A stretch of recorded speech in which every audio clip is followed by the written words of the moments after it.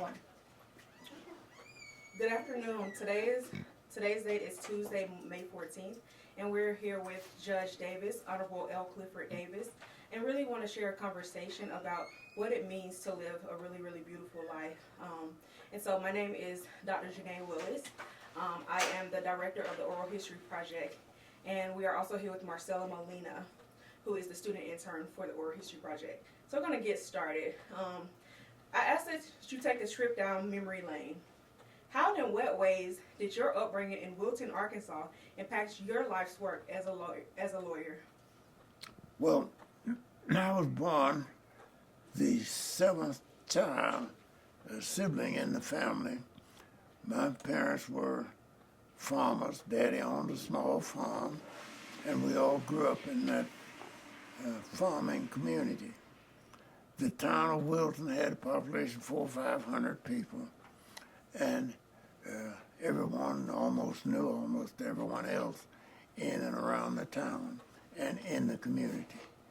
So that I grew up in an environment where you knew all of the people with whom you had contact, and you learned to get along with them.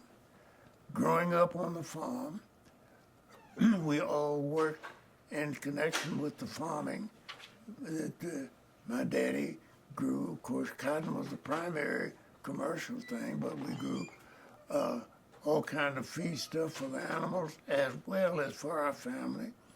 My parents had three family gardens for vegetable gardens, plus we had spaces on the farm for small patches. We grew both Irish potatoes and sweet potatoes, and corn, and peas and beans, and all of those kind of things that people consume. And we grew those items, and we learned to work those items and cooperate as a family and work with one another to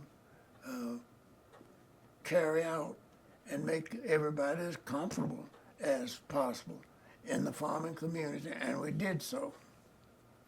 So that I learned to cooperate, to work with my older brothers and sisters and other people with whom we had contact from time to time, and to get along with everybody. And that has been a lifetime practice for me. Thank you. And I hear you keep saying the word community. So what did community look like in terms of the gardening coming together, but then also Sunday dinners? What did Sunday dinners look like for your family and other families in the community as well? Well, we had a dining room table and the chairs. The table had 8 chairs around it, and that the dining room was next door to the kitchen, so that we all sat around the table except for Mother, who sat at a position where she could go in and out of the kitchen, out where the kitchen was, so she could replenish dishes and things that we needed, bring bread or things with service on the table. And we had regular meals. All of us would come, 3 meals a day, during the time we were there. We were all there. And that was a habit, so that we learned to have meals together. We had that dining room, those chairs stayed in there, and then we had the rest of the house that we occupied. So we learned to get along. We all shared responsibility for things to do, feeding the chickens, the animals, milking the cows, gathering wood, cutting wood. Everybody shared in that. The men did outside work and the ladies did the inside work. But we were taught, the men were taught to do everything necessary for your survival, so that we could cook, we could wash, we could iron, we could sew. And I learned to do that, and all of us did. So that I could replace a button on a shirt, do minor things like that, make minor repairs, everything. Of course, this was in the country, so we didn't have electricity. But we had the lamps and the kerosene lamps, and we all shared in the upkeep for the family. Right, and you did a lot of like responsibility, community sharing, and then that also kind of nurturing. So that's perfect segue into the next question in terms of how do these values of responsibility and community and the nurturing nature of like being able to take care of yourself, how did that shape you in terms of moving from Wilton, Arkansas to Little Rock, Arkansas in terms of pursuing your educational opportunities to become a lawyer? Well, let me mention this.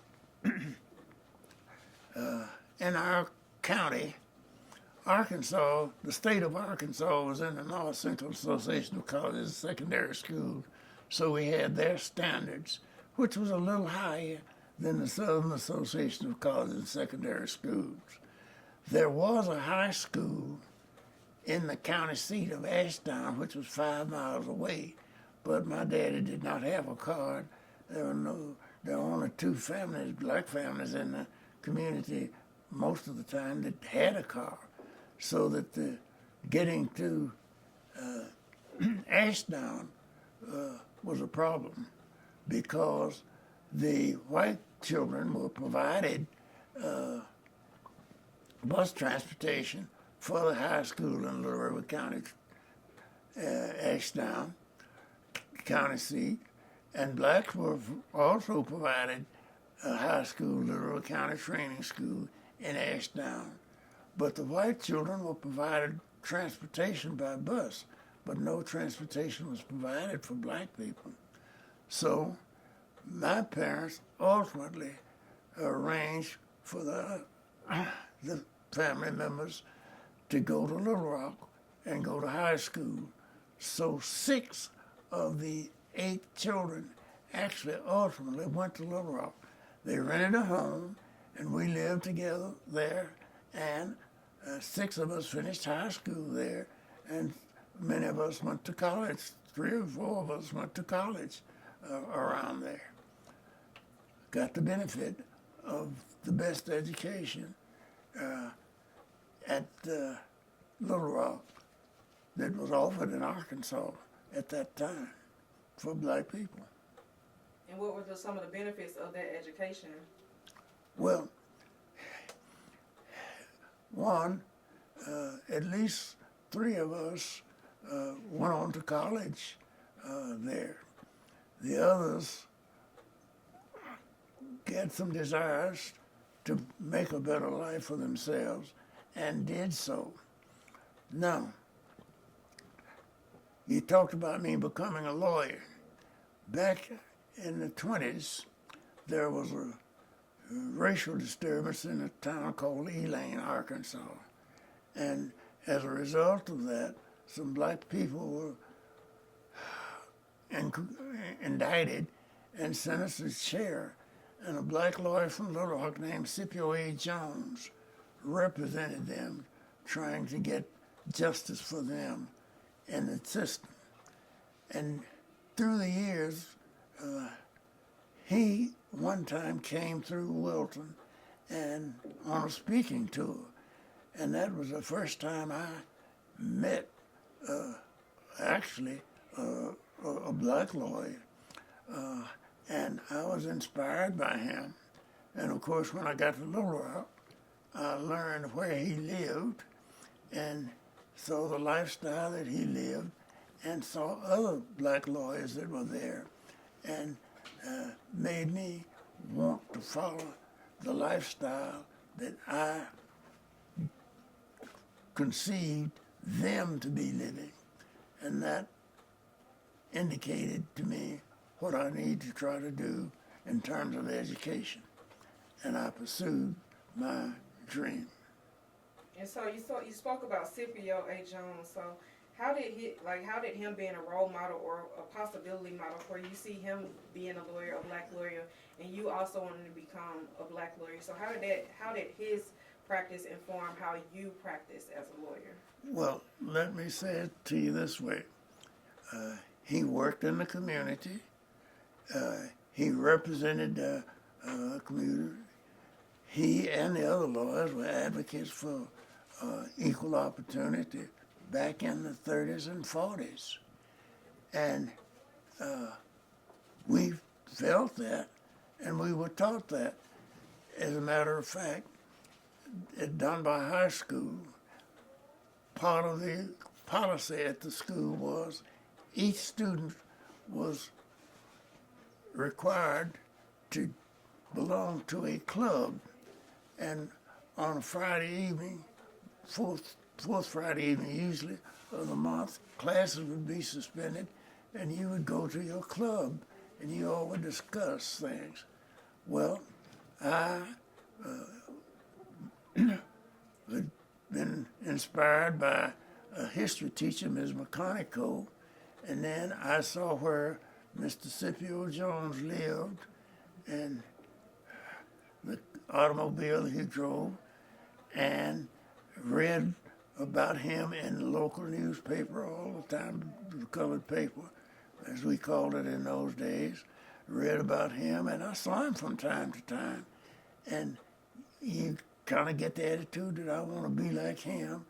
And when you saw the house that he lived in, a two-story brick house, you kind of wanted to live like that too. So those kinds of ideas impressed me to want to do that. And the study of the history and the civics and what have you in the Constitution that we served in the Civic Club, which was sponsored by the the government and history teacher, Ms. McConico.